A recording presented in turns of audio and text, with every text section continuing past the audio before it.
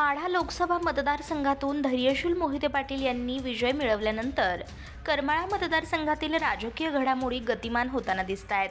विशेषतः मोहिते पाटील यांनी करमाळ्यात लक्ष घातलं असून आपली सगळी ताकद माजी आमदार नारायण राणे पाटील यांच्या पाठीशी उभं करत असल्याचं दिसून येत आहे। त्यातून आमदार संजय शिंदे यांना धक्का देण्याची तयारी मोहिते पाटील यांनी चालवल्याचं दिसून येत आहे।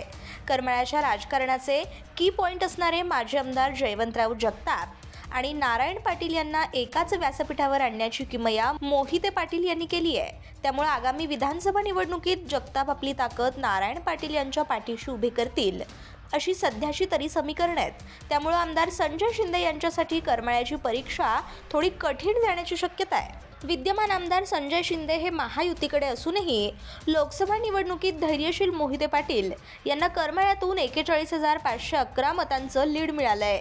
त्यामुळे महाविकास आघाडीतील इच्छुकांच्या आशा पल्लवित झाल्या आहेत। लोकसभा निवडणुकीत सत्ताधारी मुख्यमंत्री एकनाथ शिंदे गटातून नारायण पाटील यांनी राष्ट्रवादी काँग्रेस शरदचंद्र पवार पक्षात प्रवेश केला आहे।